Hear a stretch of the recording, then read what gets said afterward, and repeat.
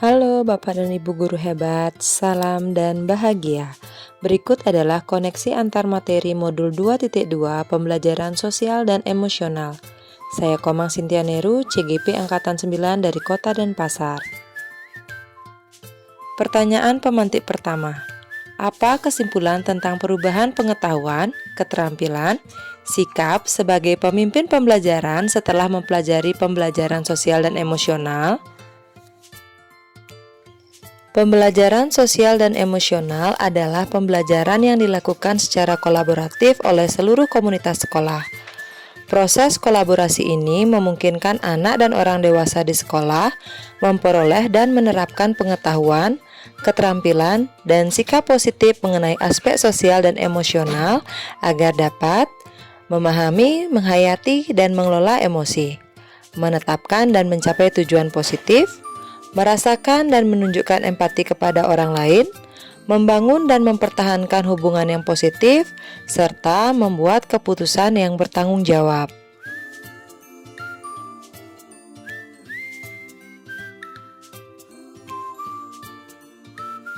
Sebagai seorang tenaga pendidik, sangat penting bagi kita untuk memahami materi tentang pembelajaran sosial emosional agar dapat menciptakan lingkungan belajar yang aman dan nyaman, sehingga seluruh warga di sekolah dapat meningkatkan kompetensi akademik dan kesejahteraan psikologis atau well-being.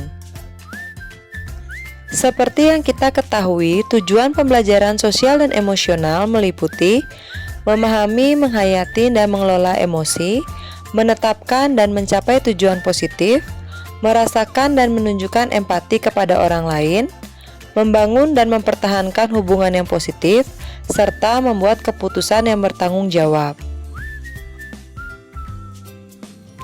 Guru sebagai pemimpin pembelajaran harus dapat menerapkan 5 kompetensi sosial emosional tersebut untuk menghasilkan peserta didik yang berkarakter, disiplin, santun, jujur, peduli, responsif, serta mendorong anak untuk memiliki rasa ingin tahu.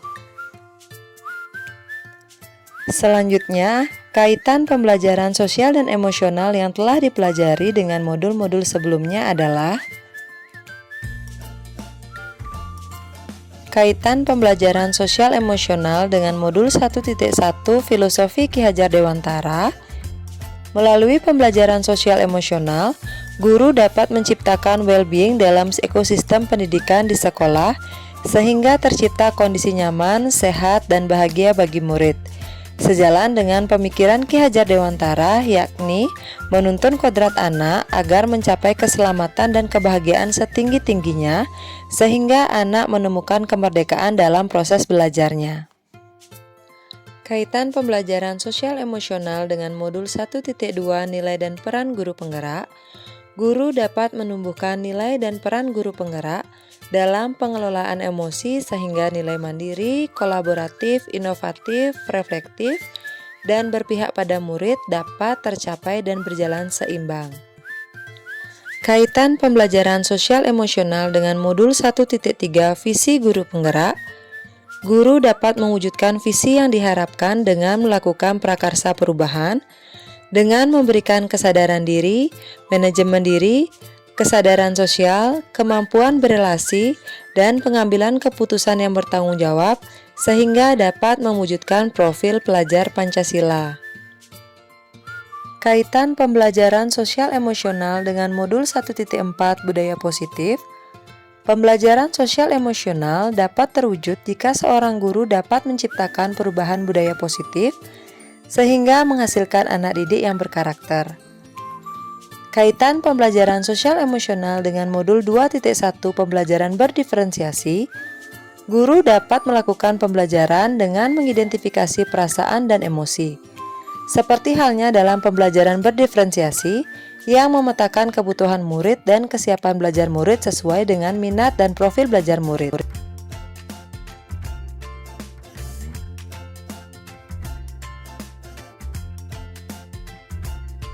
Sebelum saya mempelajari modul 2.2, saya berpikir bahwa kompetensi sosial dan emosional akan terbentuk sendiri bersamaan proses pembelajaran di kelas. sehingga saya hanya berfokus pada penyampaian materi dan pemenuhan nilai saja.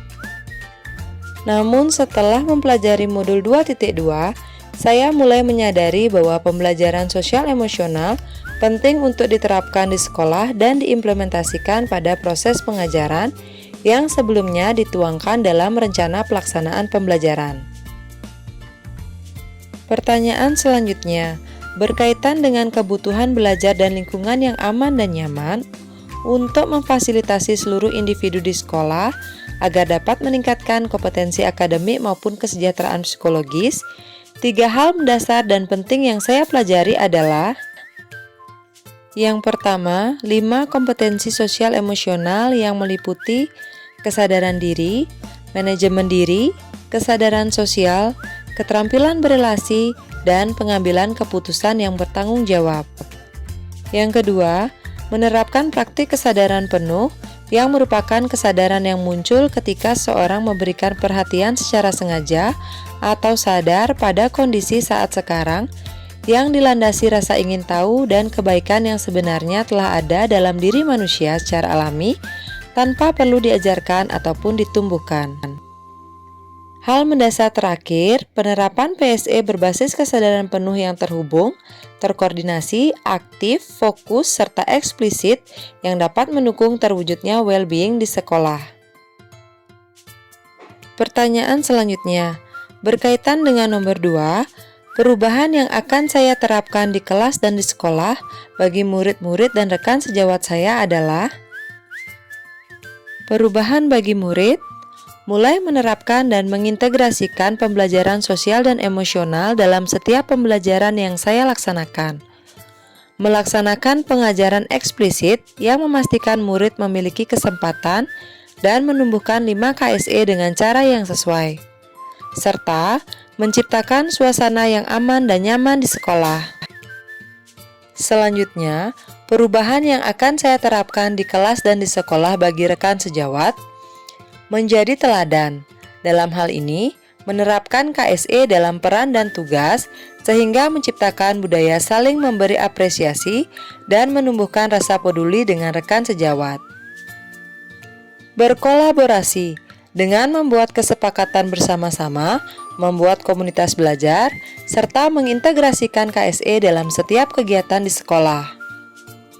Selanjutnya adalah belajar.